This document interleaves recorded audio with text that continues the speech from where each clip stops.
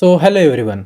Last lecture में हमने पता किया था कि जो मैक्सिमम स्पीड है for a vehicle taking turn on curved horizontal road it was v is equal to under root of mu into r g. Mu को आप म्यू एस भी लिख सकते हैं विच इज स्टैटिक कोइफिशिएंट का static friction का coefficient.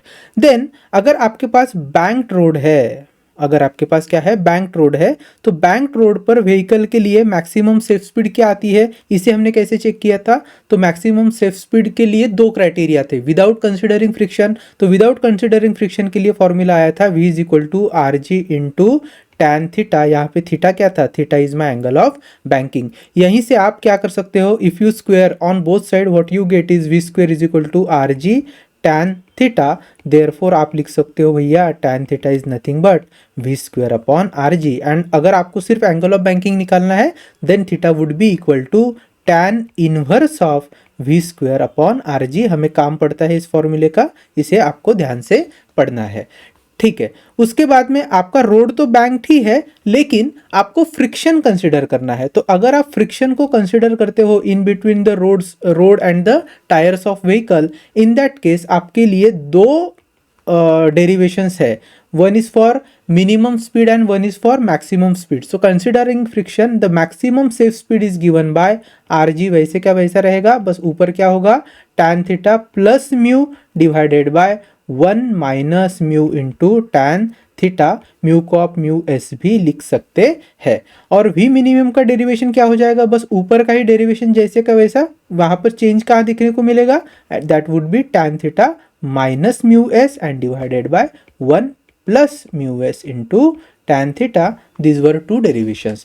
Now one thing that we must keep in mind is ये जो हमारा एंगल ऑफ बैंकिंग है theta, if theta is greater than 45 degree, अगर कभी ऐसा हुआ कि your theta is greater than 45 degree, ऐसे केस में जो वी मैक्स है, जो मैक्सिमम सेफ स्पीड है, इसके लिए कोई लिमिट नहीं होती है। You can increase the speed as you want, but जो मिनिमम सेफ स्पीड है उसके लिए तो आपको इसी फॉर्मूले को कंसिडर करना है। ये जो हमने लिखा है ना ऊपर फॉर्मूला वी मिनिमम, इस फॉर्मूले को कंसिडर करना है फॉर मिनिमम स्पीड, ठीक है। चलिए एक है ना, हम इससे रिगार्डिंग न्यूमेरिकल है उसको सॉल्व कर लेते हैं and then we will see conical pendulum, और हमें वेल ऑफ डेथ भी देखना है। तो चलो स्टार्ट करते हैं।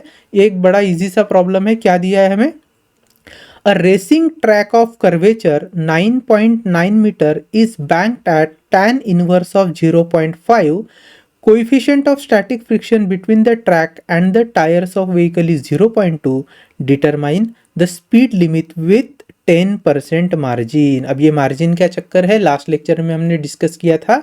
You please go and check out that lecture, you will be able to understand what this margin exactly means.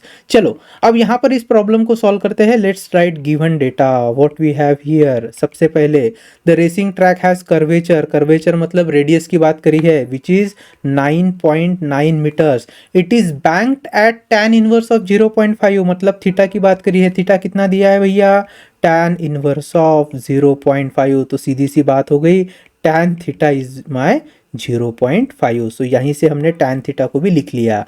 Then we have here coefficient of static friction mu s, that would be 0.2, and what we have to find, determine the safe speed limit. तो हमें speed limits को calculate करना है with 10% margin. अब mu दिया है मतलब v max और वी मिनिमम को चेकआउट करना है। सी सबसे पहले मैं लिख रहा हूँ v max, so what would be v max, v max would be under root of r g, then here it is tan theta plus mu divided by 1 minus mu into tan theta. चलिए रखते हैं फॉर्मूले में। So v max is equal to under root of, what is the value of R, it is 9.9। G को आप क्या कर लीजिए, 10 कंसिडर कर लीजिए, बहुत इजी हो जाएगा क्वेश्चन सॉल्व करने के लिए। मल्टीप्लाइड बाय अब tan थीटा, तो देखिए tan थीटा हमारे पास है 0.5 because theta was tan inverse of 0.5। So simply I am writing tan theta is 0.5, yes.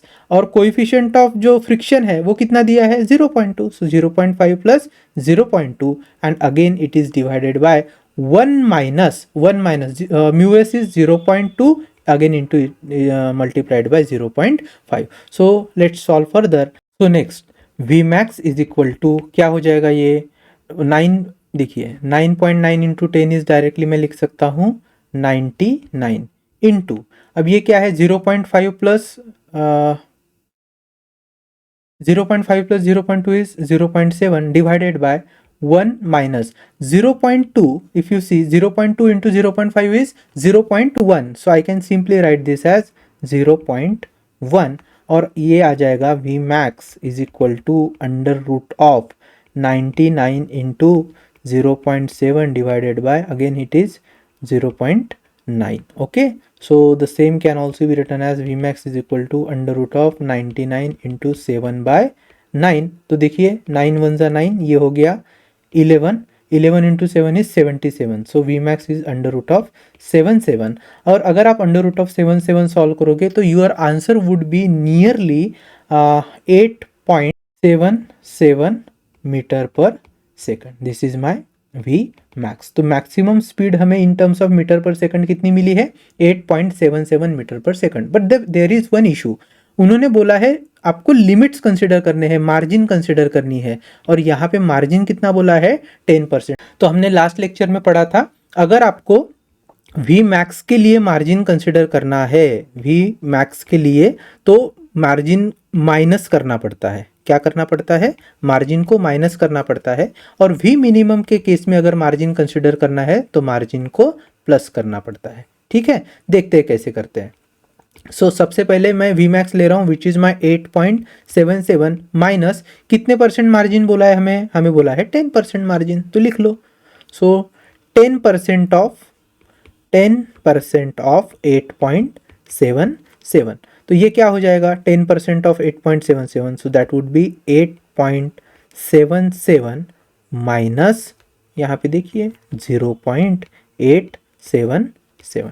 Right. So final answer क्या आ जाएगा? करके देखिए. 8.77 minus 0.877. So this is 0, that would be 3, 17, 8 and 9. Again 17 और 9 गए तो 8. Right? Yes. Point. This is 7.893. So my answer is 7.893 meter per second. This is the maximum safe limit. This is my maximum safe limit. अब हम क्या calculate करेंगे? Minimum safe limit को calculate करते हैं. चलिए स्टार्ट करते हैं. मिनिमम, वी मिनिमम का फॉर्मूला क्या होगा? That would be under root of r g. Now tan theta minus mu divided by 1 plus mu into tan theta. चलो, this is under root of rg की value. so r, how much is r? 9.9, again into 10, again into tan theta we have 0.5 minus mu is 0.2, again divided by 1 plus 0.2 into 0.5. चलो, so this is 99 multiplied by 0.5 minus 0.2 would be 0.3 divided by 1 plus 0.1. so ये हो जाएगा, directly लिख रहा हूँ मैं 1.1. और इसको सिंप्लीफाई करते हैं. सो 99 इंटू 3/11, अगेन 11 वन ज़ा 11, 11 नाइन ज़ा 99. Right. And then 9 into 3 we have got which is 27. और 27 किसका स्क्वायर रूट है वो हमें डायरेक्टली तो नहीं पता, तो आप क्या कर सकते हैं, अपने एंड पर लॉग टेबल से कैलकुलेट कीजिए. मैं इसे यहाँ पे डायरेक्टली लिख रहा हूँ. So root of 27 is 5.196. so that is meter per second. this is my v minimum, but we have to consider margin. तो मार्जिन जो लोवेस्ट होता है वहाँ पे 10% क्या करना पड़ता है? ऐड करना पड़ता है. लोवेस्ट में 10% ऐड करना है और हाईएस्ट में 10% जो है आपको माइनस करना है. ये हमने लास्ट लेक्चर में देखा था. सिंपली एक काम कीजिए, 5.196 माइनस 10% वुड बी 0.5196. तो 5.196 माइनस 0.5196 कर लेते हैं. So this would be 4, then 16, 10, 6, 9, 7, 11 से 5, 6 point. So again this would be, अच्छा हमें प्लस करना है, माय बैड, हमें प्लस करना है. सो प्लस करेंगे तो क्या हो जाएगा? So this is 6, it's 15, then 11 again 1 6 7 point, so 5.7156, so 5.7156 meter per second. This is my minimum safe limit considering the margin. Okay ठीक है, चलो अब नेक्स्ट क्वेश्चन की तरफ बढ़ते हैं जो एक्चुअली हमारा टॉपिक है which is well of death. अब देखिए वेल ऑफ डेथ क्या होता है, जिसे हम मौत का कुआं बोलते हैं ना, बस वही है। इसे वेल ऑफ डेथ से वॉल ऑफ डेथ भी बोलते हैं, याद रखना, वॉल ऑफ डेथ दोनों एक ही चीजें है। समझते हैं क्या होता है वेल ऑफ डेथ। देखिए वेल ऑफ डेथ में क्या होता है, एक बड़ा सा रेक्टेंगुलर सिलेंडर कंसिडर कर लीजिए, हॉलो, जहां पर जो पर्टिकुलर स्टंट आर्टिस्ट होता है वो इस वेल में इस दीवार के regarding horizontal circular motion perform करता है। अब ये जब हॉरिजॉन्टल सर्कुलर मोशन परफॉर्म करता है तो it has to move with very very high speed. जब ये बहुत ज़्यादा स्पीड से मूव करेगा तभी ये एक पर्टिकुलर प्लेन में हॉरिजॉन्टल सर्कुलर मोशन कर सकता है। अब हम जानते हैं किसी भी प्रकार के सर्कुलर मोशन के लिए दो चीज़ें चाहिए होती है, one is tangential velocity and another is centripetal force या फिर सेंट्रीपिटल एक्सेलरेशन। तो टेंजेंशियल वेलोसिटी जो है, टेंजेंशियल वेलोसिटी, यही यहाँ पर उसकी मिनिमम स्पीड होती है। मतलब क्या है, मान लीजिए यहाँ पर अगर वो रोटेशन परफॉर्म कर रहा है तो 10 मीटर पर सेकंड या 50 मीटर पर सेकंड, कुछ भी, कम से कम उतनी वेलोसिटी तो चाहिए होगी, अदरवाइज क्या होगा, ये जो पर्टिकुलर व्हीकल है it will not be able to maintain its horizontal circle और वो नीचे आके गिर सकता है। इसलिए जो मिनिमम वेलोसिटी है that is your tangential velocity because it will act tangentially along these horizontal circles.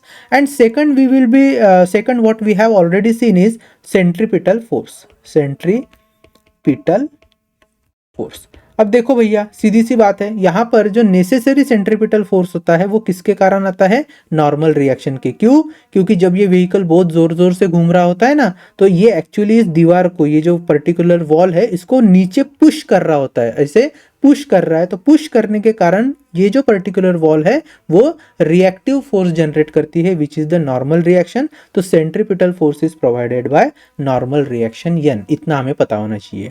दूसरी बात, ये जो पर्टिकुलर व्हीकल है इसके लिए जब हम डेरिवेशन निकालते हैं वेल ऑफ डेथ में तो इस व्हीकल को एक्चुअली पॉइंट मास कंसिडर किया जाता है। और ये जो पॉइंट मास है वो कहाँ पर इमेजिन करते हैं हम लोग इमेजिन करते हैं ऑन द वॉल, इमेजिन करते हैं। तो अगर ये पूरा पॉइंट मास आप देखो तो यहां पर व्हीकल का मास है m, तो m को अर्थ अपनी ओर खींच रहा है, that is gravitational force which is equal to mg which is nothing but weight of your vehicle. यही हमारे व्हीकल का क्या होता है, वेट होता है। अच्छा, वेट तो डाउनवर्ड जा रहा है तो ऑब्वियसली बात है कि हमारा जो व्हीकल है वो नीचे जाने की कोशिश करेगा, लेकिन उसे अगर एक पर्टिकुलर प्लेन में ही हॉरिजॉन्टल सर्कुलर मोशन परफॉर्म करने हैं तो नीचे जाने वाले फोर्स को बैलेंस करने के लिए कोई तो चाहिए, तो that force is your frictional force. और फ्रिक्शनल फोर्स जब वेट को बैलेंस कर देता है तो हम कहते हैं कि my vehicle is at equilibrium. So vertical direction में it is in the equilibrium where F of F is exactly equal to mg। These were the few things that we must understand while studying wheel of death। पहली चीज, during well of death यहाँ पे जो vehicle है उसको एक minimum speed के साथ रोटेशंस करने हैं और वो जो मिनिमम स्पीड है वही उसकी टेंजेंशियल वेलोसिटी है। Secondly, centripetal force is provided by normal reaction which is generated because this vehicle push the wall and wall produces opposite reactive force which is your normal reaction. This vehicle is considered as point mass at this its weight is going downward and this weight is balanced by frictional force, so we can say that my body is in equilibrium along the vertical direction and that's it। ठीक है, तो चलिए अब हम इस particular derivation में क्या ढूंढने वाले हैं या इस टॉपिक में हमारे लिए जो डेरिवेशन है वो किसके लिए है। तो सबसे पहले हमें ढूंढना है टेंजेंशियल वेलोसिटी, कि ये जो पर्टिकुलर व्हीकल है ये मिनिमम कितने स्पीड से इसके अंदर घूमना चाहिए। अच्छा, मैक्सिमम स्पीड लिमिट होती है क्या, तो नहीं होती है। क्यों नहीं होती है, क्योंकि अगर आप ग्राउंड से इस वॉल का एंगल देखो तो इट इज ऑलमोस्ट 90, या अगर आप कहीं जगह पे वेल ऑफ डेथ देखने गए होंगे तो इस टाइप का एक स्ट्रक्चर होता है जहाँ पे 100% तो वॉल नहीं है, लेकिन this angle of this particular inclined surface is more than 45 degree. और अगर एंगल मोर देन 45 डिग्री है तो हमने समझा है कि मैक्सिमम सेफ स्पीड के लिए कोई लिमिट नहीं होती है। तो हमारे लिए बस मिनिमम स्पीड लिमिट ही यहाँ पर निकालना हमारा उद्देश्य है। तो चलिए डेरिवेशन को स्टार्ट करते हैं। So consider, I am writing here, consider a vehicle revolving in horizontal circles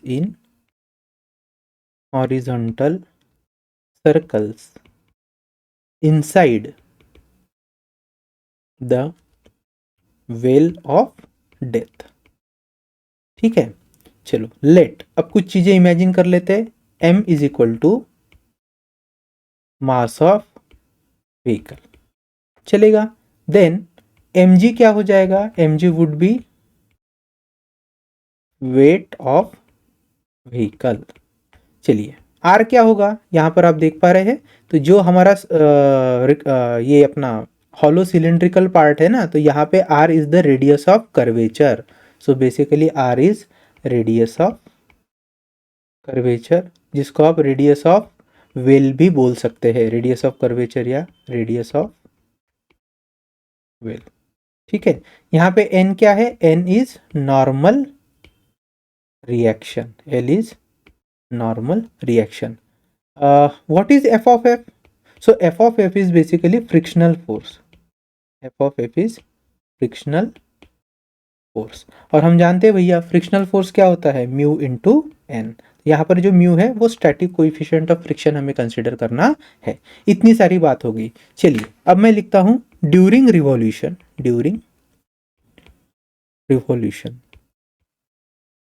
late v minimum is the tangential velocity या tangential speed, ठीक है, this is v minimum. Now also vehicle is considered as a point mass,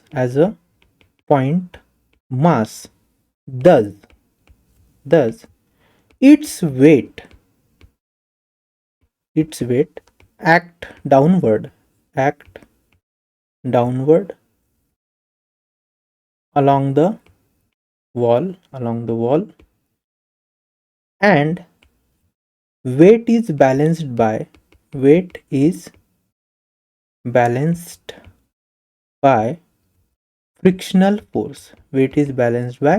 frictional force, ठीक है। इतनी सारी चीजें हैं, तो हम लिख सकते हैं mg is exactly equal to frictional force, और ये जो फ्रिक्शनल फोर्स है ये क्या होता है, mu into n. So mg is equal to mu into n. आप चाहो तो यहाँ पे लिख लीजिए what is mu, mu is nothing but coefficient of friction, coefficient of static friction लिख लीजिए, स्टैटिक फ्रिक्शन। ठीक है, आप म्यू लिखिए या म्यू एस लिखिए, एक ही चीज है। तो इसको मैं इक्वेशन 1 करके ऐसे मार्क कर रहा हूं।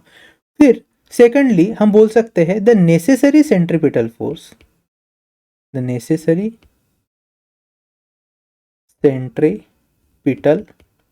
फोर्स, इज प्रोवाइडेड बाय, कौन प्रोवाइड कर रहा था यहाँ पे necessary centripetal force, by normal reaction, जिसको हमने क्या लिखा है, n लिखा है। Therefore can I write n is nothing but mv square upon r, and during this particular rotation जो v है that is my v minimum, so I have written here v minimum का square. तो इसे मैं लिख रहा हूं equation number 2। ठीक है, अगर आप ध्यान से देखो तो n की जो वैल्यू है which is v m into we minimum का square divide by R, we can put this in equation 1। तो जैसे हम इसको इक्वेशन 1 में पुट करेंगे तो क्या हो जाएगा, पुट इन इक्वेशन 1, क्या मिलेगा हमें, देखिए हमारे पास इक्वेशन 1 क्या था, m g is equal to mu into n था, बराबर है। बस एन की जगह क्या लिखना है, म्यू एस, एन की जगह लिखना है एम इंटू वी मिनिमम का स्क्वायर, तो m इंटू वी मिनिमम का square divided by r। What is r, r is the radius of rotation. यहाँ पर आप देखिए m वैसे भी कैंसिल हो गया है, और ये जो हमारा r है इसे मैं लेफ्ट में न्यूमरेटर में लेकर जाता हूँ, और ये जो म्यू एस है वो लेफ्ट में डिनोमिनेटर में चले जाएगा। So r into g upon mu s, this becomes equal to v minimum का स्क्वायर। सो v मिनिमम क्या हो गए भैया, v minimum will be under root of rg upon mu s। So this is the expression for minimum safe speed for a vehicle which is performing stunt inside of wheel of death. कभी कभी आपसे ये भी पूछ लेते हैं कि minimum normal reaction क्या होनी चाहिए। मिनिमम नॉर्मल रिएक्शन जो उस व्हीकल पे लग रही होती है ना, यहाँ पे ये वाला नॉर्मल रिएक्शन, तो इसका क्या मैग्नीट्यूड होगा ऐसे भी पूछ सकते हैं। तो आपको लिखना है minimum normal reaction n minimum, and ये आप निकाल सकते हो कैसे। तो हम जानते हैं भैया n minimum would be equal to as per this equation 1 के हिसाब से अगर आप देखो तो that would be m into we minimum का स्क्वायर डिवाइडेड बाय r। तो आपको बस v मिनिमम की जगह ये वाला एक्सप्रेशन रख लेना है। तो क्या हो जाएगा m इंटू वी मिनिमम का स्क्वायर तो सिंपली दिख रहा है मुझे r g upon mu s divided by r. तो ये आर यहाँ आर से कैंसिल हो गया। So what I have got is n minimum would be equal to M g upon mu s. So we have these two specific formulae regarding minimum safe speed and the minimum reaction when a vehicle is performing stunt inside of wheel of death. चलो अब हम क्या करते हैं, छोटा सा question है उसे सॉल्व कर लेते हैं and then let us move further. Question में क्या दिया है, ये सॉल्व एग्जांपल है। A motorcyclist which has to be considered as a point mass is to undertake horizontal circle inside a cylindrical wall of a whale of inner radius 4 metre. तो इस तरीके से मान लीजिए सिलेंडर है और इसकी जो रेडियस है आर, ये आर देकर रखी है हमें 4 मीटर। देन आगे क्या बोला है, coefficient of static friction between the tyres and the wall is 0.4। So mu की वैल्यू देकर रखी है that my mu s is equal to 0.4। What we are asked is calculate the minimum speed and the frequency necessary to perform this stunt। तो भैया हमें पता है v minimum हमें निकालना है, तो v minimum तो बहुत इजी है, this is are g upon mu. ठीक है, यहाँ पर एक और चीज़ आपके ध्यान में आई होगी, जब हमने एंगल ऑफ बैंकिंग लिया था तो एंगल ऑफ बैंकिंग में विदाउट कंसिडरिंग फ्रिक्शन जो सेफ स्पीड निकल कर आई थी वो क्या थी, v is equal to under root of r ji tan theta. ठीक है, जब हॉरिजॉन्टल कर्व रोड लिया था तो हॉरिजॉन्टल कर्व रोड के समय v कितना निकल कर आया था, under root of mu into r g. तो अगर आप ये फॉर्मूला देखो हॉरिजॉन्टल कर्व रोड का v is equal to under root of mu r g, और ये पर्टिकुलर फॉर्मूला देखो वेल ऑफ डेथ में, तो डिफरेंस क्या है, कर्व्ड रोड में म्यू जो है वो आर जी के मल्टीप्लीकेशन में है, और जो हमारा वेल ऑफ डेथ में है वहां पर म्यू कैसे है, आर जी के डिनोमिनेटर में है। ठीक है, छोटी सी बात है लेकिन आपको ध्यान रखना पड़ेगा। चलो स्टार्ट करते हैं। So V minimum is equal to under root of what is the value of R, are is 4 metre. So I am taking this as 4 metre multiply by G की वैल्यू ले लीजिए 10 divided by mu, how much is it is 0.4। So यहाँ पर तो बहुत ही easily answer आ गया, because 0.4 one जा 0.4 and इसको अगर 10 टाइम्स मल्टीप्लाई करोगे तो 4 होगा, and 10 into 10 is 100। So under root of 100 that means we mean हमारा कितना निकल कर आया है, 10 मीटर पर सेकंड निकल कर आया है। सेकंडली क्या पूछा है हमें, calculate the minimum speed and frequency necessary to perform this stunt. अब ये भी बहुत सोपी है, ये भी बहुत ईजी है। कैसे, v is nothing but omega r. Omega क्या होता है, 2 pi into n into r, क्योंकि ये जब व्हीकल अंदर घूम रहा होगा तो उसको एक रोटेशन कंप्लीट करना है, तो number of rotations completed in 1 second is your frequency and that can be written as 2 pi N into R. So यहाँ से अगर मैं n को कैलकुलेट करूँ तो n would be v upon 2 pi into r. तो n वुड बी v की value है 10 डिवाइडेड बाय 2 इंटू, अगर आप यहाँ पर लोगे पाई, और आर की वैल्यू कितनी दी है उन्होंने 4 देकर रखी है। So if you solve this approximate जो वैल्यू है ना वो आती है 0.4 रोटेशन पर सेकंड। ठीक है, तो यहाँ पर हमारे ये दो बिल्कुल छोटे से न्यूमेरिकल थे, इसको भी हमने कवर कर लिया है। Now let's move to next part that is conical pendulum. अब ये कोनिकल पेंडुलम क्या होता है, हमें सिंपल पेंडुलम पता है। देखिए सिंपल पेंडुलम कैसे दिखता है, मान लीजिए ये सीलिंग है, तो इस सीलिंग से मैंने एक स्ट्रिंग या थ्रेड को ऐसे अटैच किया है with the help of a Bob. तो एक बॉब लिया है ना, बॉब क्या होता है, कोई भी मास जिसको सर्टेन मास है किसी बॉडी को, उसको हम बॉब कह सकते हैं ना। तो इस बॉब का मास है m, और जब इस तरीके की स्ट्रिंग अटैच होगी तो ये जो बॉब है ये नीचे की दिशा में इसको अर्थ खींचेगा, that would B gravitational force which would be mg। Because of mg क्या होगा, इस स्ट्रिंग के अंदर आता है टेंशन। इस स्ट्रिंग के अंदर क्या आता है भैया, टेंशन आता है, ये नॉर्मल स्टेट है। अब होता क्या है, इसे कोनिकल पेंडुलम कैसे बनाया जाता है, तो हम क्या करते हैं, इस पर्टिकुलर बॉब को मोशन प्रोवाइड करते हैं, और ये मोशन कुछ इस तरीके से होता है कि ये जो पर्टिकुलर वर्टिकल स्ट्रिंग थी, अब ये वर्टिकल स्ट्रिंग वर्टिकल ना रहते हुए इंक्लाइंड हो जाती है, ठीक है, ये ऐसे इंक्लाइंड हो गई and it makes certain angle with the vertical. और ये जो हमारा पर्टिकुलरली बॉब है, अब वो बॉब क्या करता है, ऐसे वर्टिकल सर्कुलर, सॉरी, ये जो बॉब है this performs horizontal circular motion, तो ये क्या करता है, इस तरीके से हॉरिजॉन्टल सर्कुलर मोशन परफॉर्म करने लगता है। मैं यहाँ पर फिर से एक बार बॉब आपको ड्रॉ करके दिखा रहा हूँ, ठीक है। तो इस तरीके से ये जो बॉब है, अब पहली अगर आपने पोजीशन देखी होगी तो वेट डाउनवर्ड जा रहा था, उस समय जो टेंशन है, tension was exactly equal to mg, but now when this particular string makes an angle theta, यहाँ पर क्या होता है, बॉब का जो वेट है वो नीचे जा रहा है mg, और स्ट्रिंग के अंदर जो टेंशन है, जिसे अब मैं टी डैश करके नोट कर रहा हूँ, टी डैश की वैल्यू थोड़ी सी अलग हो जाती है। अच्छा, इसको तो हम थोड़ा सा डिटेल में बाद में समझेंगे, पहले ये समझते हैं कि इसको कोनिकल पेंडुलम क्यों बोलते हैं। तो हमने देखा था ये हमारा सिंपल पेंडुलम है, but we have given that particular bob such a motion that string makes angle some angle with vertical, and now this bob performs horizontal plane में सर्कुलर मोशन। तो ये सिंपल पेंडुलम को certain motion देने के बाद जो कोन describe किया है किसके द्वारा, स्ट्रिंग के द्वारा, और जो हॉरिजॉन्टल सर्कल परफॉर्म किए है किसके द्वारा, बॉब के द्वारा, इसी पर्टिकुलर अरेंजमेंट को हम बोलते हैं conical pendulum. So conical pendulum is basically is a simple pendulum, it is a simple pendulum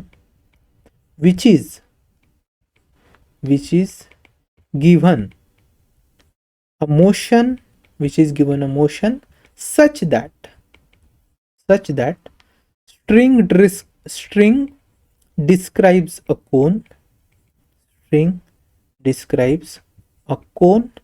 and bob performs circular motion in a horizontal plane, ठीक है, इतना समझ में आ रहा है। अब थोड़ा सा और डिटेल में चलते हैं। चलो, यहाँ पर मैं एक पूरे तरीके से कोन बना के दिखा रहा हूँ आपको। Now if you see carefully, यहाँ पे कई तरीके की चीजें पिक्चर में आएंगी। पहली बात, ये जो हमारा बॉब गोल फिर रहा है तो उसके पास अब है रेडियस ऑफ रोटेशन, तो यहाँ पर मैं यहाँ पर एक आर की वैल्यू, ऐसा आई होप कि आप देख पा रहे होंगे इसे, यहाँ पर इस तरीके से ये जो रेडियस ऑफ रोटेशन है वो है आर।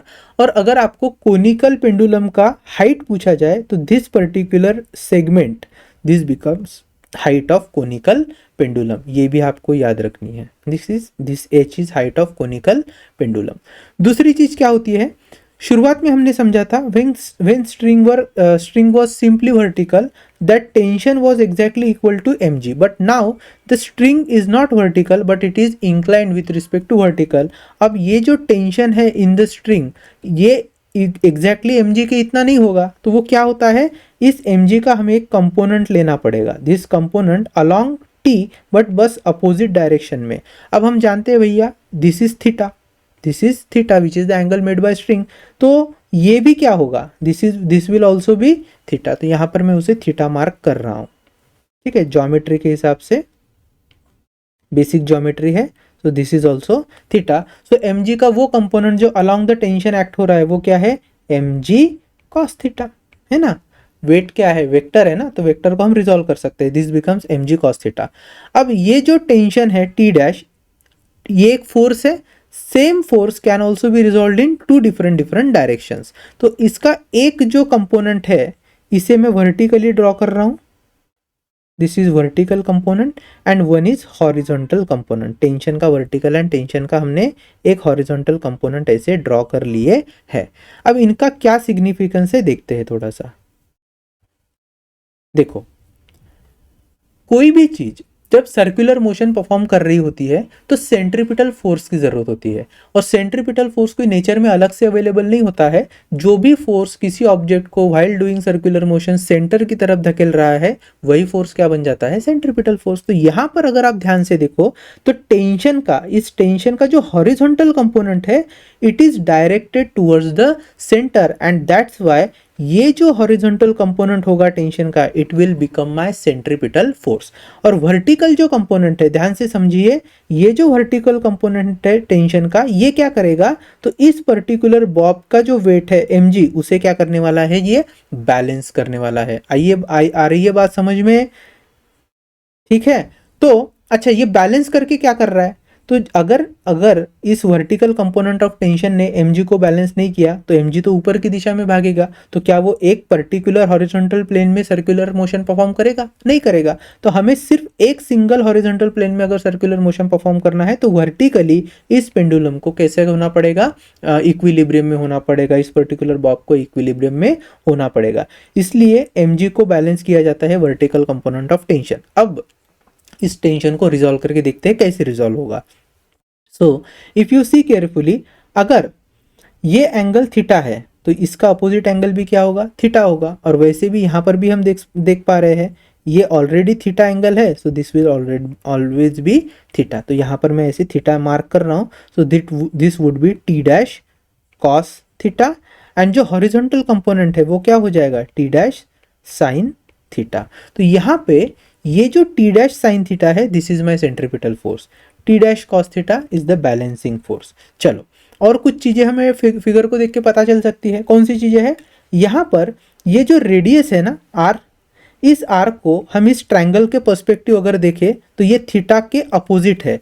तो मान लीजिए मैं ऐसा छोटा सा ट्रायंगल बना रहा हूँ यहाँ पे सिर्फ समझाने के लिए, this is r, this is h and this is my theta. तो भैया साइन थीटा क्या होता है बताइए, sine theta would be equal to opposite side upon hypotenuse. तो हाइपोटेनियस तो एल है, so that would be r upon l. तो यहाँ पर आर क्या हो जाएगा, r would be l sine theta. वैसे ही अगर मैं कॉस थीटा ले लूँ, सो यहाँ इस ट्रायंगल में cos थीटा क्या होगा, cos theta is adjacent side upon hypotenuse. I am simply writing this, adjacent side is h upon hypotenuse which is my l, so it would be h is equal to l into cos of theta. यहाँ दो चीजें हमें पता चली है, क्या चली है, radius, the radius of rotation is l sine theta and the height of conical pendulum is given bye l cos theta. तो इसे हम अलग से यहाँ नीचे मेंशन कर लेते हैं।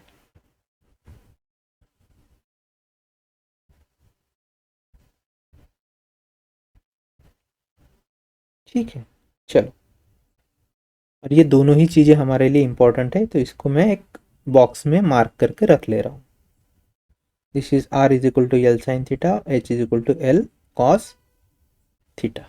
चलो, अब इस कोनिकल पेंडुलम में हमें क्या एक्सपेक्टेड है, कौन से डेरिवेशन करने हैं, तो दो चीजें। सबसे पहले ये जो पेंडुलम गोल घूमेगा तो it will have some tangential velocity, तो हमें फाइंड करनी है इस बॉब की टेंजेंशियल वेलोसिटी, या उसको लीनियर वेलोसिटी भी बोलते हैं। तो to find the linear velocity of bob when it is moving along the horizontal circles. और दूसरी चीज जो हमें फाइंड करनी है, इस बॉब को एक रोटेशन कंप्लीट करने के लिए कितना टाइम पीरियड लगता है, वो टाइम, फ्रीक्वेंसी ऑफ रोटेशन के एक सेकंड में वो कितने नंबर ऑफ रोटेशंस परफॉर्म कर रहा है, और साथ में हमें ये फाइंड करना है कि when this Bob will perform horizontal circular motion, तो उसका जो एंगुलर वेलोसिटी है ओमेगा, ये ओमेगा क्या हो सकता है।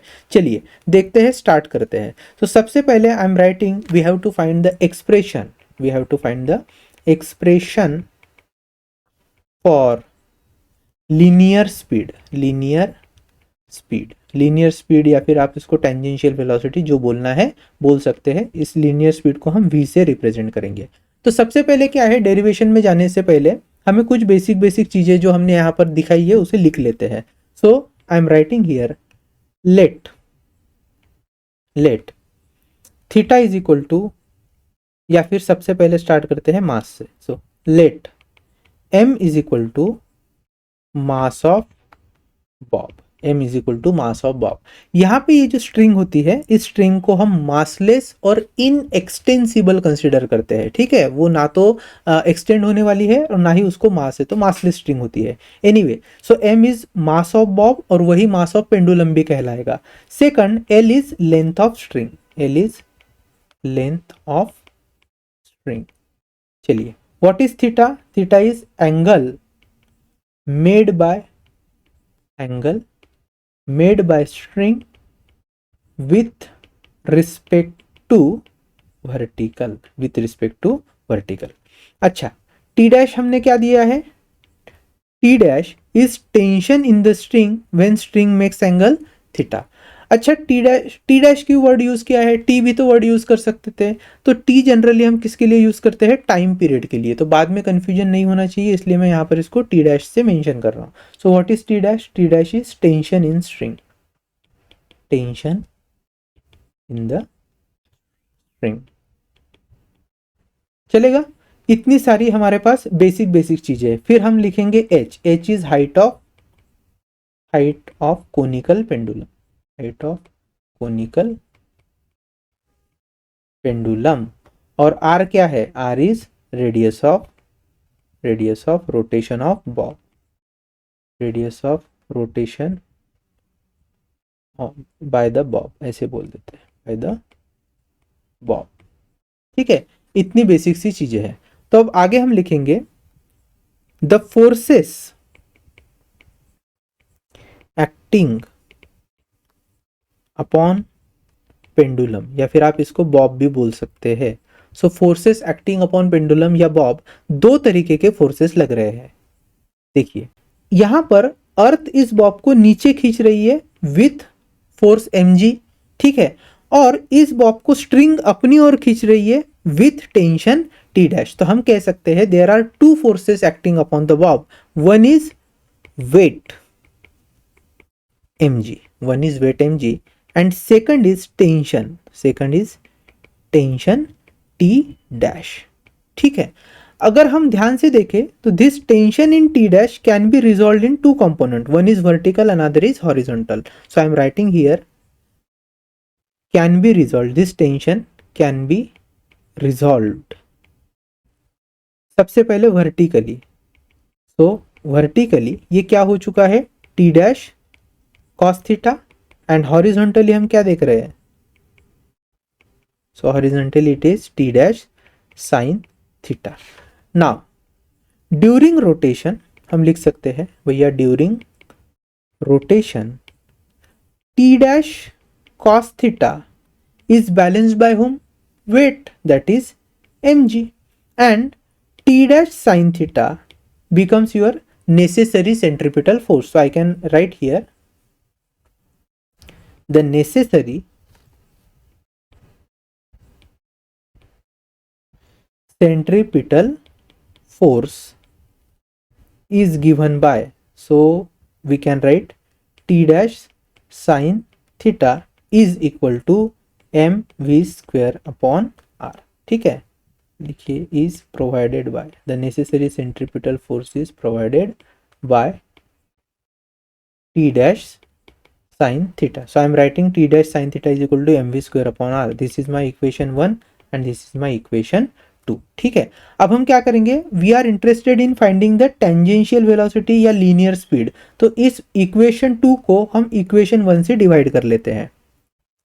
So I am writing here divide equation 2 by equation 1। what I'll get is T dash sin theta is equal to mv square upon r divided by T dash cos theta equal to mg। अब देखिए T dash वैसे ही cancel हो चुके हैं, this m will also be cancelled। what we have here is tan theta, क्योंकि sin theta upon cos theta is tan theta is equal to v square upon rg। यहाँ पर भी हमें अगर एंगल ऑफ इंक्लिनेशन पता करना होगा string का with respect to your vertical, तो यहीं पे वो जो फॉर्मूला आया था एंगल ऑफ बैंकिंग का, tan theta is equal to we square upon are G, same formula आ रहा है। दूसरा, हमारा जो मेन एम है वो क्या है, वेलोसिटी फाइंड करना। तो चलिए बढ़ते हैं। So we can simply write v square is equal to r g into tan theta. तो भैया वी क्या हो जाएगा, v would be under root of r g tan theta. V would be under root of r g tan theta. तो किसी भी एक particular angle पर उस पर्टिकुलर बॉब की कितनी टेंजेंशियल वेलोसिटी होगी या टेंजेंशियल स्पीड होगी वो हम यहाँ से पता कर सकते हैं। ये एक पार्ट हुआ डेरिवेशन का। अब सेकंड पार्ट हम क्या कह सकते हैं, let's find expression for angular velocity. So expression for angular velocity, जो हमारा ये जो बॉब है ना, यहाँ पे ये जो पर्टिकुलर बॉब है, जब ये ऐसे गोल गोल घूमेगा तो it will have some angular velocity omega. तो ओमेगा को फाइंड करते हैं, एंगुलर वेलोसिटी ओमेगा। कैसे फाइंड करेंगे भैया, वी नो ओमेगा, हमारे पास एक रिलेशन है v is equal to omega r. तो इसी रिलेशन का यूज करेंगे हम। So we have v is equal to under root of r ji tan theta. तो मैं क्या कर लेता हूँ, v को सब्सटीट्यूट कर रहा हूँ ओमेगा आर से। So omega r is equal to under root of r ji tan theta. Omega को वैसे ही रखना है, हम इस आर को क्या कर लेंगे, आर को यहाँ राइट हैंड साइड में डिनोमिनेटर में लेके जाएंगे। So that would be 1/r under root of r ji tan theta. I can simply write omega is equal to under root of, देखिए ये हो जाएगा आर जी टैन थीटा। और हम इस आर को अगर स्क्वायर रूट के अंदर लेके जाएंगे तो वो हो जाएगा आर का स्क्वायर। यहाँ से स्क्वायर से एक आर हट गया। सो ओमेगा के लिए एंगुलर वेलोसिटी के लिए एक्सप्रेशन बना है G tan theta upon are, ji tan theta upon R. ठीक है, ये एक पार्ट है। अब अगर मुझे फाइंड करना है time period of revolution, so third expression is time period of revolution. इसको भी बहुत सिंपली अपन फाइंड कर सकते हैं। कैसे फाइंड कर सकते हैं, देखिए दो ऑप्शन है, मैं ओमेगा से भी जा सकता हूं और ये जो v का एक्सप्रेशन है इससे भी फाइंड कर सकता हूं। लेकिन कैसे फाइंड करना है समझते हैं। ये जो पर्टिकुलर बॉब है, जब ये एक रोटेशन कंप्लीट करेगा, उस रोटेशन या रिवॉल्यूशन को कंप्लीट करने के लिए जो समय वो लेगा उसे ही हम कहते हैं time period. Now to complete this complete revolution, the tangential velocity जो है, उस टेंजेंशियल वेलोसिटी के कारण वो एक रोटेशन में कितना डिस्टेंस कवर करेगा, equal to the circumference, that is 2 pi r. Are is the radius of rotation. तो उसी का हम फायदा लेंगे। तो हम कहेंगे भैया v is equal to 2 pi r distance will be covered in time capital T. And what is my capital T? Capital T is the time period. So I can simply write T is equal to 2 pi r upon v. But we know v क्या होता है, v is rg tan theta. So I can write 2 pi r upon under root of rg tan theta. ठीक है, चलो now what I can write is 2 pi को मैं ऐसे ही लिखता हूं, इस r को, ये जो हमारा r है इसे मैं अंडर रूट में लिखना चाहूंगा तो क्या हो जाएगा, वो आर स्क्वायर। नीचे हमारे पास क्या अवेलेबल है, आर जी टेन थीटा। तो आर स्क्वायर में से आर हट गया। फिर अगर हम और आगे बढ़ेंगे, so what we have is 2 pi under root of, what is r, are is L sine theta. पहले ही हमने बात करी थी, यहाँ पे देखिए हमने लिख कर भी लिखा है, उसे लिख कर भी रखा है, are is equal to L sine theta. तो चलो पुट करते हैं। So R is L sine theta divided by G into tan theta is what, sine theta upon cos theta. तो यहाँ पर साइन थीटा कैंसिल हो चुका है, कॉस थीटा को हम न्यूमरेटर में लेके जाएंगे तो क्या मिलेगा हमें, t is equal to 2 pi under root of l cos theta divided by g. This is one expression. Also अगर आप इसको और कन्वर्ट करना चाहो तो t is equal to 2 pi under root of, what is this l cos theta, l cos theta is nothing but height of conical pendulum. देखिए इस height को हमने लिखा है एल कॉस थीटा। तो चलो लिख लेते हैं उसको, this would be h divided by g. This expression is for time period of revolution of the bob when the bob is performing horizontal circular motion in case of conical pendulum. Now fourth is frequency of rotation. So frequency को हम n से लिखेंगे और हमें पता है भैया क्या होता है, n इज 1/t। तो इस फॉर्मूले के हिसाब से n can be directly written as 1/2 pi under root of g upon h, under root of g upon h। चलेगा? Okay. Now this two formula they are very very important. अगर आपको CET के क्वेश्चन सॉल्व करने हैं तो यहाँ से बहुत इजीली क्वेश्चन बनते हैं, और इनसे रिगार्डिंग थोड़ा रेशोज वगैरह में लेके भी काफ़ी क्वेश्चन इसके पहले भी पूछे जा चुके हैं। तो this was the part of derivation regarding the conical pendulum. अब हम क्या करेंगे, कोनिकल पेंडुलम से जुड़ा एक बहुत छोटा सा एक्सप्रेशन है, वो भी कभी कभार अगर बोर्ड में पूछ लिया तो हमें पता होना चाहिए, इसलिए मैं उसको यहाँ पे आगे ले रहा हूँ। चलिए देखते हैं वो क्या एक्सप्रेशन है।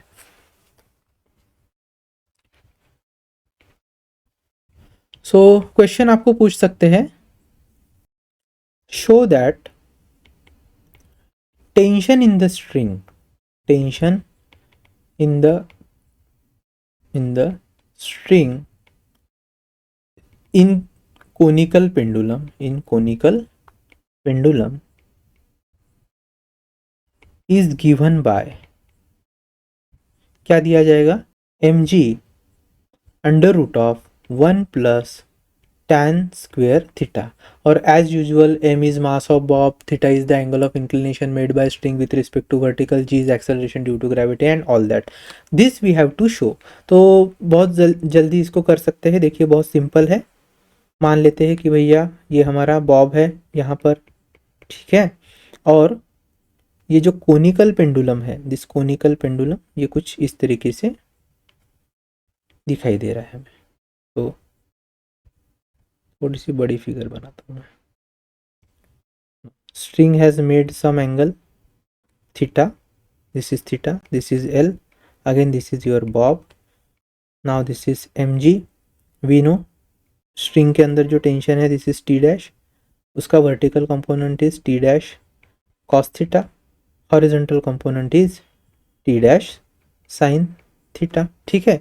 बाकी h और ये तो r है ही। इतना आ रहा है समझ में?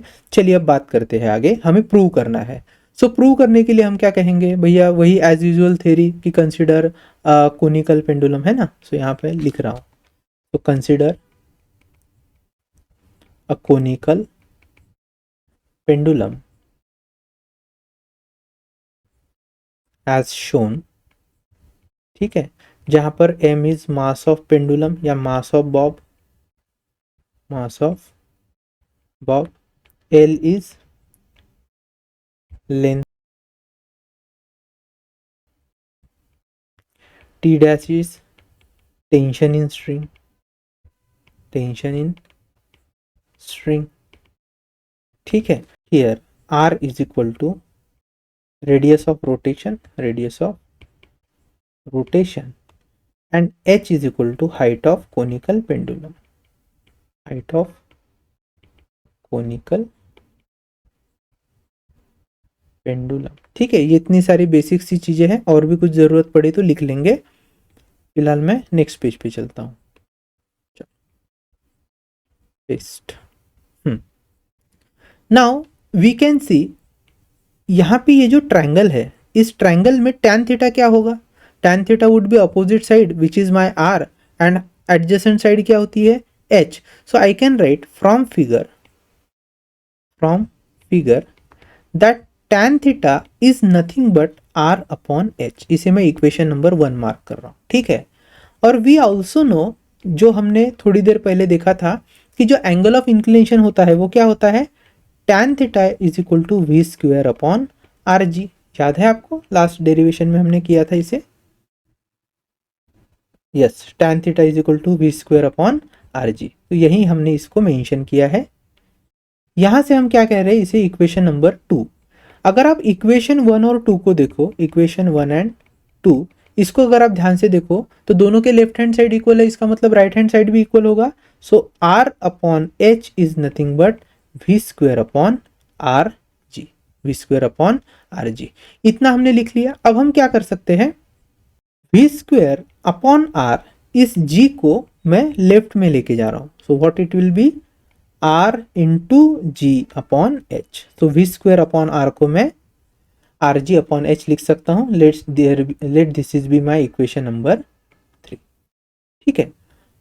अच्छा, और हम इस पर्टिकुलर डायग्राम को देख के क्या लिख सकते हैं, अगर आप इस पर्टिकुलर डायग्राम को ध्यान से समझो तो हमें पता है भैया, ये जो टी डैश कॉस थीटा है इसने mg को बैलेंस करके रखा है, और ये जो टी डैश साइन थीटा है ये किसका काम कर रहा है, सेंट्रीपिटल फोर्स का काम कर रहा है. So what I am simply writing here is T dash cos theta is equal to mg and t dash sin theta is exactly equal to mv square upon r. Let's give numbers to this equation number 4 and equation number 5. अब हम क्या करेंगे, equation number 4 और equation number 5 को square करके add करते हैं. Square and add equation 4 and equation 5. जैसे ही ऐड करेंगे क्या हो जाएगा, देखिए I am writing T dash का square cos square theta plus T dash का square sine square theta is equal to M G का square, that is this M G, इसका whole square plus M V square upon R का whole square. ठीक है, चलिए यहाँ से मैं टी डैश को कॉमन ले रहा हूँ. सो टी डैश का स्क्वायर कॉमन आ गया तो क्या बचता है, cos square theta plus sine square theta.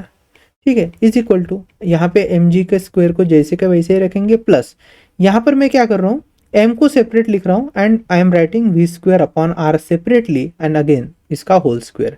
देखिए ध्यान से, cos square theta plus sine square theta क्या होता है, 1 होता है. So I am simply writing this as T dash का square is equal to now M G's whole square plus if you see carefully m जैसे का वैसा we square upon r को हम क्या रिप्लेस कर सकते हैं, r g upon h using equation 3. So I am simply writing this as r g upon h, r g upon H.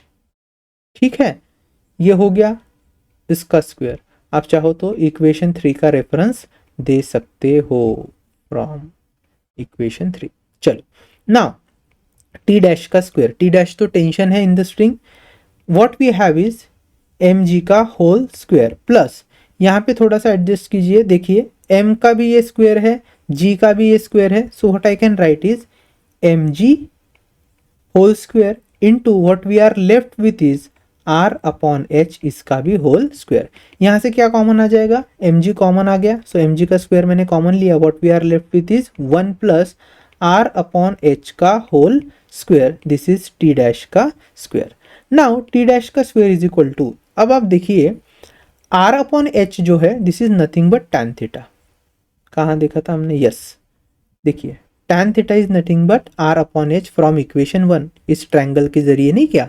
सो उसी को हम यहाँ पे यूज करेंगे. सो सिंपली एम जी का square into 1 plus r upon H is tan theta, so that is tan square theta. So what is T dash, T dash आ जाएगा M G, आप लिखना चाहो तो ऐसे लिखिए, अंडर रूट ऑफ एम जी का whole square into 1 plus tan square theta. M G square है तो एम जी बाहर आ गया. Now we have M G under root of 1 plus tan square theta. This is the expression for tension in the string. This is what we were asked. ठीक है, तो ये भी यहाँ पे प्रूव हो चुका है. अब हम क्या करेंगे, कोनिकल पेंडुलम से जुड़े कुछ छोटे से न्यूमेरिकल्स है उन्हें भी देख लेते हैं and then we will stop here. Now this में ऑल्सो हैपन कि कोनिकल पेंडुलम के केस में आपसे ये भी पूछ सकते हैं कि चेंज इन पोटेंशियल एनर्जी क्या होगी. तो देखिए मैं समझाने की कोशिश करता हूँ. मान लीजिए ये हमारा कोनिकल सिंपल पेंडुलम है which is initially like this. ठीक है, this part represents length of conical pendulum. तो ये तो पूरी जो है, ये पूरी की पूरी क्या है, length of conical pendulum, ceiling से लेकर के तो centre of mass of this Bob. ठीक है, यहाँ पर फिलहाल मैं इसे एल से मार्क करके रख रहा हूँ. आई होप कि आप समझ गए होंगे. Now what happens is initially ये हमारे इस हॉरिजॉन्टल लेवल पर है. जब ये सिंपल पेंडुलम कोनिकल पेंडुलम बन जाएगा तो इसमें क्या चेंजेस होंगे. तो मान लीजिए इस तरीके से ये कोनिकल पेंडुलम बना है. तो let's say this is the inclination, that is your theta, this was my bob. Okay, now this is the length L, new length, sorry inclination के पोजीशन में जो लेंथ है वो लेंथ है.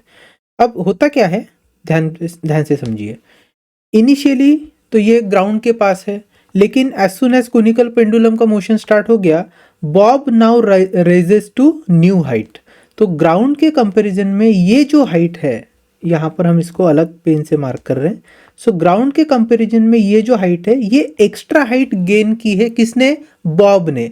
इस हाइट को मैं मान लीजिए एच डैश बोल रहा हूँ। सो ग्राउंड लेवल पर जो कुछ भी इसकी पोटेंशियल एनर्जी होगी, मान लेते हैं ग्राउंड लेवल पर पोटेंशियल एनर्जी है PE1, लेकिन सर्टन हाइट पर जाने के बाद इसकी पोटेंशियल एनर्जी क्या हो चुकी है? PE2 हो चुकी है। तो change in potential energy delta PE कितनी होगी? That delta PE would be equal to PE2 minus PE1, है कि नहीं?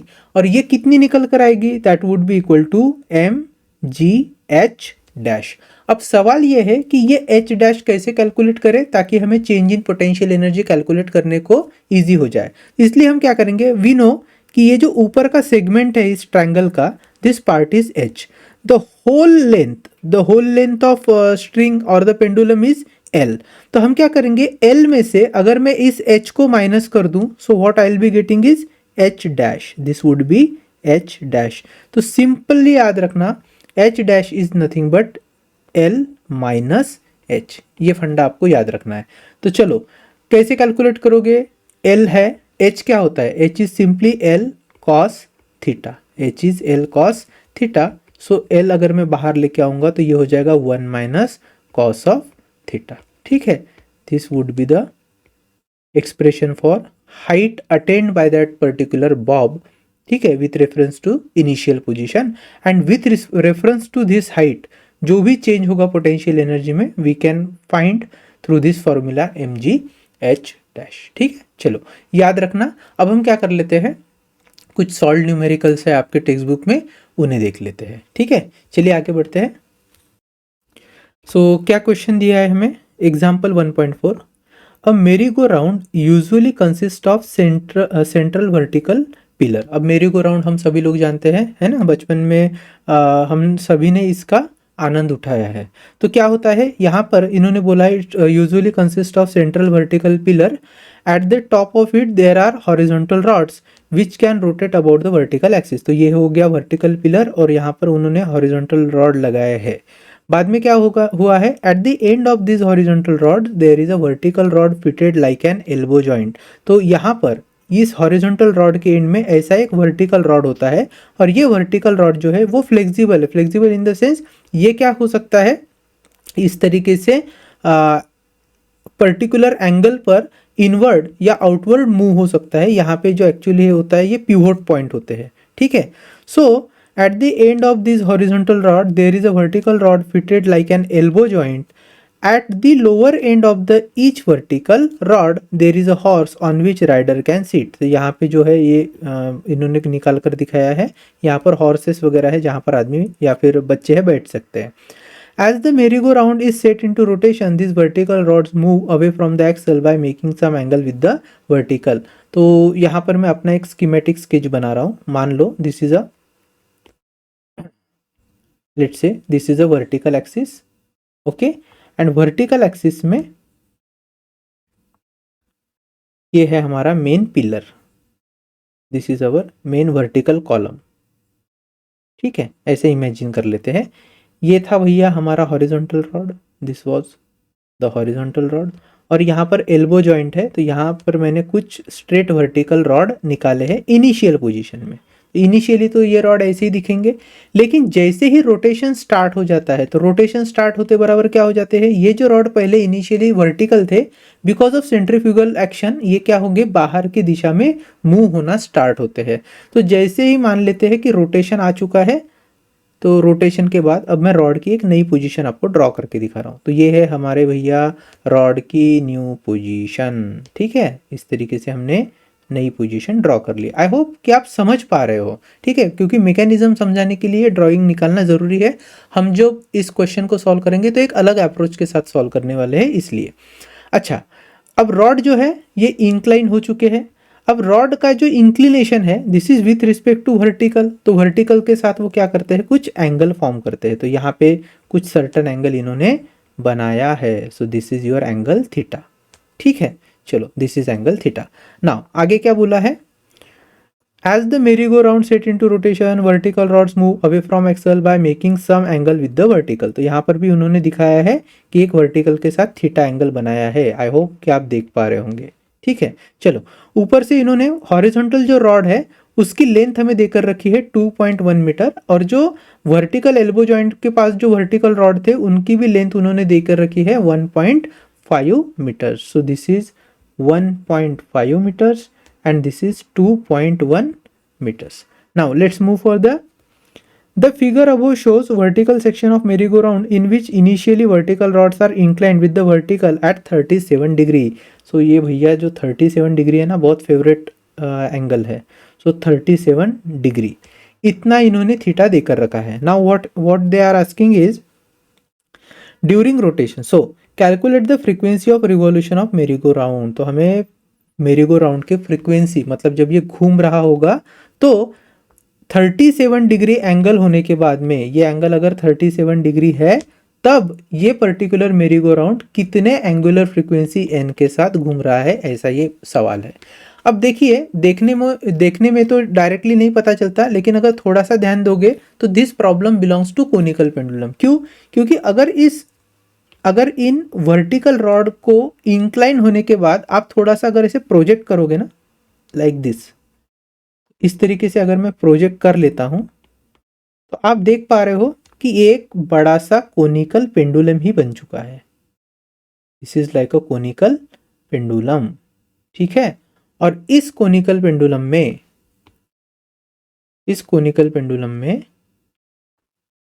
दिस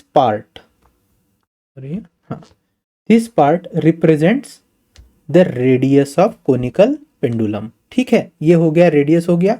अच्छा, आप देख पा रहे होंगे वर्टिकल के साथ जो एंगल बनाए थे रॉड्स ने, ये अगर 37 है तो एंगल को हम यहाँ पर, मतलब इस रॉड के लेंथ को अगर प्रोजेक्ट कर दे तो वर्टिकल के साथ ये पार्ट भी कितना हो गया, 37 degree. So I am simply writing this as 37 degree. अब बन चुका है ना ये कोनिकल पेंडुलम, बिल्कुल ये कोनिकल पेंडुलम है। और पूछा क्या है हमें, पूछा है हमें फ्रीक्वेंसी ऑफ रोटेशन, मतलब एन पता करना है। अब एन कैसे पता करोगे, देखो वी नो कि v इज इक्वल टू क्या होता है, under root of r ji tan theta. ये हमारे पास ऑलरेडी वैल्यू है। v क्या होता है, v is nothing but omega r. तो ओमेगा आर अगर मैं v की जगह पुट करूं, so this would be omega r is equal to under root of r ji tan theta, and I can write omega as 2 pi n into r. So this would be under root of r g tan theta.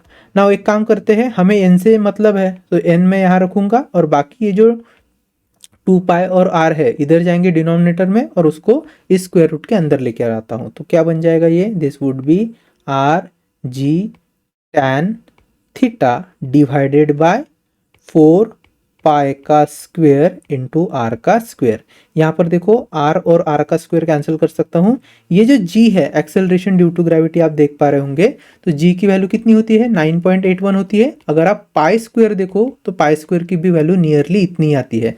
तो मैं जी को replace कर सकता हूँ pi square के साथ। जैसे ही जी को पाई स्क्वायर के साथ रिप्लेस करूंगा क्या हो जाएगा, देखो, so N is equal to under root of, पहले लिख लेता हूँ पूरा, R ji tan theta divided by 4 pi का स्क्वायर इंटू आर का स्क्वायर। ये स्क्वायर हमने पहले ही निकाल लिया था। देन वी हैव, अब जी को मैंने रिप्लेस किया है पाई स्क्वायर के साथ, और टैन ऑफ। नाउ यहाँ पर देखिए, ये जो थीटा है, दिस थीटा 37 डिग्री, यही इस कोनिकल पेंडुलम का भी थीटा है विथ रिस्पेक्ट टू वर्टिकल, जो स्ट्रिंग ने बनाया है 37 डिग्री। तो हम डायरेक्टली टैन थीटा के बजाय लिख सकते हैं टैन ऑफ 37, टैन ऑफ 37। ठीक है, चलिए डिवीजन में आते हैं। What we have is 4 pi का स्क्वायर इंटू आर।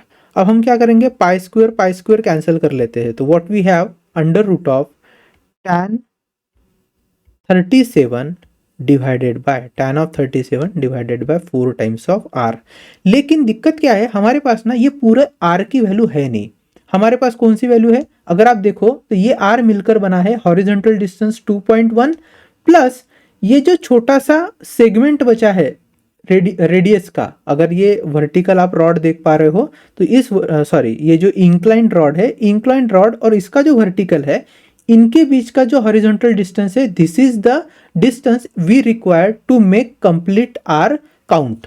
तो 2.1 के साथ अगर मैं इसे ऐड कर लूंगा तो ऑटोमेटिकली मुझे टोटल डिस्टेंस आर मिल जाएगा। तो चलो इसको फाइंड करते हैं। देखो मैं यहाँ पे रफ में फाइंड करके बताता हूँ कैसे फाइंड करेंगे हम लोग। तो छोटा सा अपने को लॉजिक लगाना है। देखिए ये तो वर्टिकल है, दिस इज 37 डिग्री, और ये जो पर्टिकुलर रॉड था जो इंक्लाइन होकर बाहर चला गया है, इसकी लेंथ देकर रखी है उन्होंने 1.5 मीटर्स। बाद में ये जो हॉरिजॉन्टल रॉड है, दिस इज 2.1 मीटर, और ये है हमारा वर्टिकल पिलर। तो मैं एक ही सेक्शन ड्रॉ कर रहा हूँ, हालांकि सेम सेक्शन दूसरे साइड में भी है, हम उस पर नहीं जाएंगे, हमें बस रेडियस पता करनी है। सो रेडियस पता कर इससे करेंगे, तो दिस इज 2.1 प्लस ये जो सेगमेंट बचा है इसे मैं x लिख रहा हूं। अब हमारे पास ना एंगल है 37 डिग्री, ये लेंथ पता है 1.5 metre and this is x। तो साइन 37 क्या होता है? Sine 37 is equal to opposite side is x upon hypotenuse is 1.5।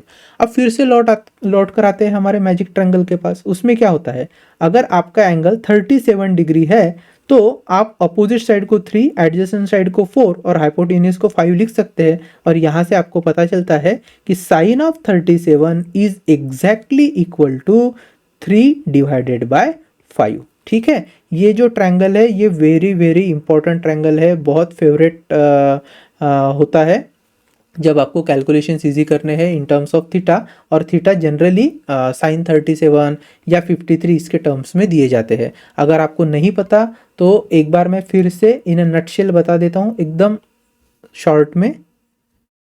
देखो ध्यान से समझो, एक पर्टिकुलर मैंने क्या लिया है, एक राइट एंगल ट्रायंगल लिया है। मान लीजिए this is a right angle triangle.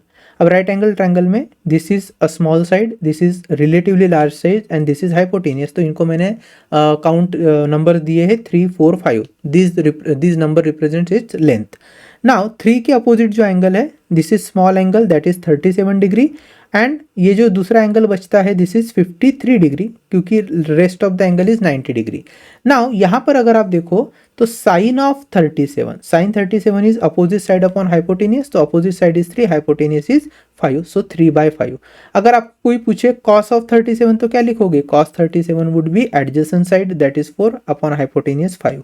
कभी अगर आपसे पूछा साइन ऑफ 53, साइन ऑफ 53, तो ये क्या होता है, sine 53 is opposite side is 4, क्योंकि इस 53 के लिए अपोजिट साइड है 4 अपॉन 5। ठीक है, कॉस ऑफ 53 क्या होगा, देखिए cos of 53 that would be equal two adjacent side is 3 divided by 5। ठीक है, उसका हाइपोटेनियस। वैसे ही अगर मैं आपसे पूछूं tan ऑफ 37, चलो मान लो मैं पूछ रहा हूँ tan ऑफ 37, तो tan 37 क्या होता है, tan 37 is opposite upon adjacent, opposite is 3, adjacent is 4, opposite is 3, adjacent is 4। तो ये जो वैल्यूज है ये इस ट्रायंगल से आप डिराइव कर सकते हो, and that's why this is very very interesting and important for us to remember. तो यहाँ हमें साइन 37 का काम पड़ा है, और इस ट्रायंगल के लॉ से अगर आप देखो तो sine 37 is given by 3/5, so I can directly use this data in here. So what I will be getting is for the time being, मैं यहाँ को इसे यहाँ पर बाजू में शिफ्ट कर रहा हूँ। आपको क्या करना है, इसे नोट डाउन करके रख लेना है अपनी कॉपी में। तो sine of 37 is 3/5 and this would be equal to x upon 1.5। तो भैया x क्या हो जाएगा, x वुड बी 3/5, और यहाँ पे न्यूमरेटर में 1.5 से मल्टीप्लाई करेंगे। सो 5 1 जा 5, 5 और ये 3, 5 3 जा 15, सो ये 0.3 मल्टीप्लाइड बाय 3 कितना हो जाएगा, 0.9। तो x की वैल्यू मिली है मुझे, द x इज 0.9 मीटर। तो नाउ टोटल r क्या हो जाएगा, यहाँ ऊपर देखिए इस x को अगर मैं यहाँ पुट करता हूँ तो my total r would be 2.1 plus 0.9 and that would be 3। So 2.1 plus 0.9 and this is equal to 3 metre. तो हमें क्या है, r की वैल्यू मिल चुकी है 3 मीटर्स। इसे आप ध्यान से अपने कॉपी में नोट करके रख लीजिए। फिलहाल मैं यहाँ पे इसको मिटा रहा हूँ,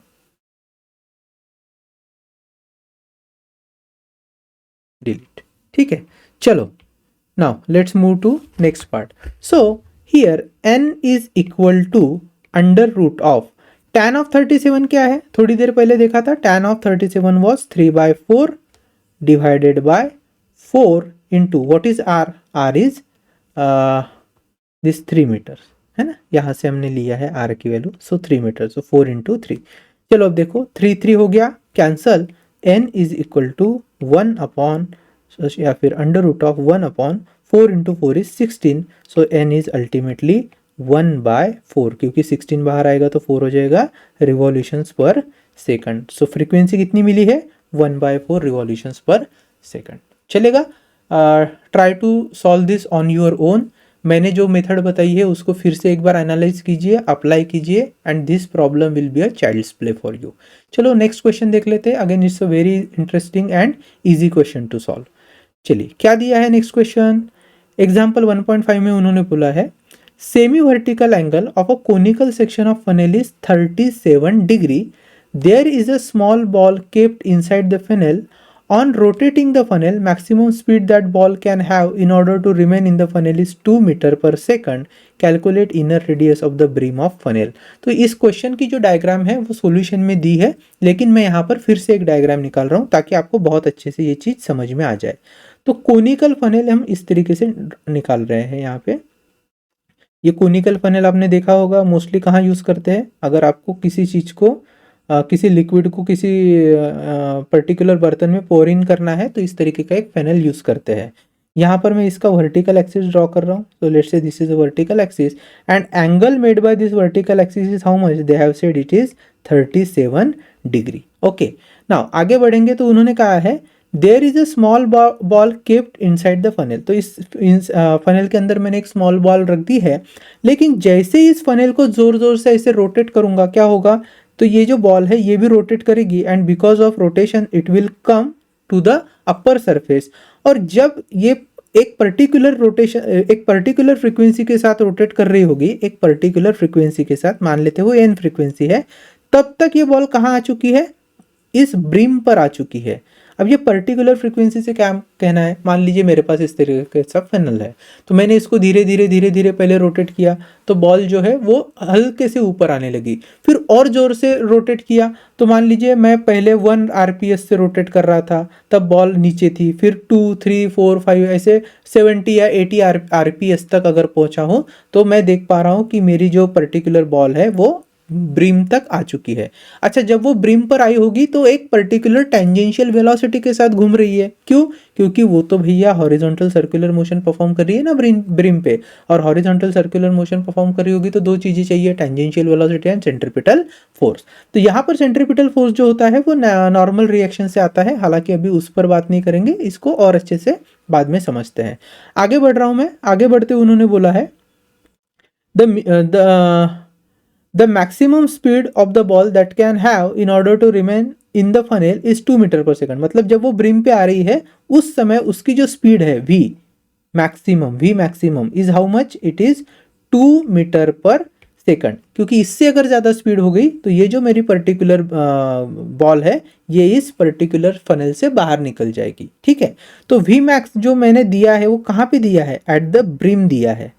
ठीक है, यहाँ पर इस ब्रिम पर वो v max is 2 metre per second उन्होंने बोला है। चलिए आगे बढ़ते हैं, फिर क्या बोला है, calculate inner radius of the brim of funnel. तो यहाँ इस वर्टिकल एक्सिस से ये कितने डिस्टेंस पर है, मतलब वो रेडियस क्या है। ठीक है, वर्टिकल एक्सिस से वो कितने रेडियस पर ऐसे गोल घूम रहा है, ऐसे सवाल हमें पूछा है। दूसरा क्या पूछा है, how much is there any limit upon the frequency of rotation. तो जब ये घूम रहा होगा विद सर्टन फ्रीक्वेंसी तो क्या इसके फ्रीक्वेंसी पे कोई लिमिटेशन है। मान लेते जस्ट फॉर एग्जाम्पल यहाँ इस पर्टिकुलर लोकेशन पर जब वो घूम रहा है तो उसकी फ्रीक्वेंसी है 100 RPS, 100 रोटेशन पर सेकंड वो कर रहा है, जस्ट फॉर एन एग्जाम्पल। अगर वो 101 हो जाएगा तो ऑटोमेटिकली यहाँ से बाहर चले जाएगा, तो अपर जो फ्रीक्वेंसी की लिमिट है उसकी नहीं हो सकती क्योंकि यही उसकी मैक्सिमम फ्रीक्वेंसी होगी। लेकिन जो लोअर लिमिट है, लोअर लिमिट कौन सी होगी, यही एन जो हमने अभी तक बात करी थी ना कि जिस फ्रीक्वेंसी से वो घूम रहा है वही एन उसकी लोअर फ्रीक्वेंसी। ठीक है, चलो पहले क्या करते हैं, स्टेप वाइज स्टेप समझते हैं, तब जाके चीज़ें और क्लियर होती जाएगी। तो सबसे पहले ना फर्स्ट पार्ट एड्रेस करते हैं क्वेश्चन का। क्या है first part, calculate the inner radius. So inner radius, इसे हम कैलकुलेट करेंगे। इस इनर रेडियस को मैं आर बोल रहा हूँ। अब कैसे कैलकुलेट करेंगे, देखो हम ना टेक्स्ट बुक वाला अप्रोच नहीं लेंगे, हम थोड़ा सा लॉजिक लगाएंगे। कौन सा लॉजिक लगाएंगे, एंगल ऑफ बैंकिंग वाला। अगर आप इस पर्टिकुलर फिगर को ध्यान से देखो तो क्या मैं इस इंक्लाइंड प्लेटफॉर्म, ये जो फनेल है, फनेल के इंक्लाइंड प्लेटफॉर्म को इन रोड का इंक्लिनेशन मान सकता हूँ, और ऊपर का एंगल अगर वर्टिकल एंगल 37 डिग्री है तो यहाँ पर ये जो हॉरिजॉन्टल के साथ एंगल बनाया होगा कितना होगा, ये होगा 53 डिग्री। और 53 डिग्री एंगल ऑफ बैंकिंग वाले रोड पर मान लीजिए ये पर्टिकुलर एक व्हीकल की तरह रोटेट होने वाला है कि नहीं। सो जैसे व्हीकल टर्न लेता है वैसे ही क्या होने वाला है, यहाँ पर ये बॉल जो है ये टर्न लेने वाला है with maximum speed of 2 metre per second. तो यहाँ इस एनालॉजी के हिसाब से क्या मैं ऐसे लिख सकता हूँ, v max is nothing but under root of r ji tan theta, क्योंकि एक एंगल ऑफ बैंकिंग का प्रॉब्लम है और बैंकिंग ऑफ रोड के हिसाब से वी मैक्स क्या होता है, under root of r ji tan theta, if अगर फ्रिक्शन हम क्या कर लेते हैं, निग्लेक्ट कर लेते हैं। ठीक है ना। दूसरी चीज चलो फाइंड करते हैं। तो वी मैक्स देकर रखा है 2 is equal to under root of r की वैल्यू हमें फाइंड करनी है, जी कितना होता है, जी इज लेट से 10, और tan ऑफ 37, क्योंकि सॉरी ये जो 37 है ये वर्टिकल के साथ है, ये 53 डिग्री वाला हमें सॉल्व करना है। तो आई am writing here tan of 53 degree because that is my angle of interest, इसी को मुझे कंसिडर करके चलना है ना। अब देखो ये tan ऑफ 53 की वैल्यू क्या होती है, तो हमारा जो मैजिक ट्रायंगल था, यहाँ पर मैं फिर से एक बार छोटा सा ड्रॉ कर रहा हूँ। ठीक है, so this is sorry, this is 53 degree, this was 3, this was 4, so tan of 53 हो जाएगा, tan of 53 would be 4/3 opposite upon adjacent. तो ये हो गया 4/3, इसे हम अंदर यूज करेंगे। ठीक है, चलो ना, so 2 is equal to under root of r into 10 into tan of 53 is 4/3। एक काम कर लेते हैं, स्क्वायर रूट हटाने के लिए स्क्वेयरिंग ऑन बोथ साइड करेंगे। So 4 is equal to r into 10 into 4/3, ये 4 वैसे ही कैंसिल हो गए, तो बचा क्या है, 3/10 इज इक्वल टू r। सो हमारे पास r कितना मिला है, 0.3 मीटर। तो मतलब इस वर्टिकल एक्सिस से ये कितना रेडियस ऑफ कर्वेचर होना चाहिए, 0.3 मीटर। ये एक अप्रोच है इस क्वेश्चन को सॉल्व करने का, which is in my opinion the best approach. ठीक है, बहुत जल्दी सॉल्व हो जाएगा। कभी आपसे ऐसे भी पूछते हैं कि ये जो पर्टिकुलर ब्रिम है, इस ब्रिम की हाँ ग्राउंड से लेकर क्या हाइट है, मतलब जहाँ से फनेल स्टार्ट हो रहा है यहाँ से हाइट क्या है, ऐसे भी आपको पूछ सकते हैं। ऐसे वक्त आप इस पर्टिकुलर एनालॉजी का, मतलब ये जो मैंने ट्रायंगल कंसिडर किया है, considering this as a angle of banking या फिर बैंकिंग ऑफ रोड, उस अप्रोच से भी ये हाइट बहुत जल्दी निकल जाएगी। चलिए इतना हो चुका है, अब हमें फ्रिक्वेंसी पूछा है, तो फ्रिक्वेंसी हम कैसे फाइंड करेंगे, n इज इक्वल टू, या फिर मैं अलग पेज पे लेता हूँ। देखो अब हमारे पास v है, v is how much, we have it is 2 metre per second, ये v है। लेकिन v can be written as omega r, और ओमेगा can be written as 2πn into ये r बचा था, मैंने वैसे के वैसे ही लिखा है, so this can be equal to 2। ठीक है, चलो n फाइंड करना है, तो n is equal to 2/2π into r। r की वैल्यू है हमारे पास, तो n is equal to 2/2π into what was the value of r, it was 0.3 metre, so 0.3। अब देखो 2 कैंसिल कर लिया है मैंने, so n is equal to 1/0.3 pi, and this is your RPS, this is your RPS। ठीक है, अब यहाँ पे समझने वाली बात क्या है, और अगर आप क्वेश्चन पढ़ो तो उन्होंने पूछा है is there any limit upon the frequency of rotation. तो अगर मान लीजिए n is equal to 1/0.3 pi जो है, इस फ्रीक्वेंसी के साथ अगर ये बॉल घूम रही होगी इस पर्टिकुलर फनेल के अंदर, तो वो ब्रिम पर है। इससे अगर ज़्यादा फ्रीक्वेंसी हो जाएगी तो क्या होगा, obviously ball will not remain in the funnel, so upper frequency is not possible. What about lower frequency? तो अगर 1/0.3 पाई इससे अगर लोअर फ्रीक्वेंसी होगी तो ball will not remain at rim but वो रिम के नीचे आ जाएगा. So this is the correct frequency at which ball should rotate so that it will always remain at the rim of the funnel. ठीक है. So I hope this was very very interesting part and we have covered it. तो मिलते हैं अभी next part में.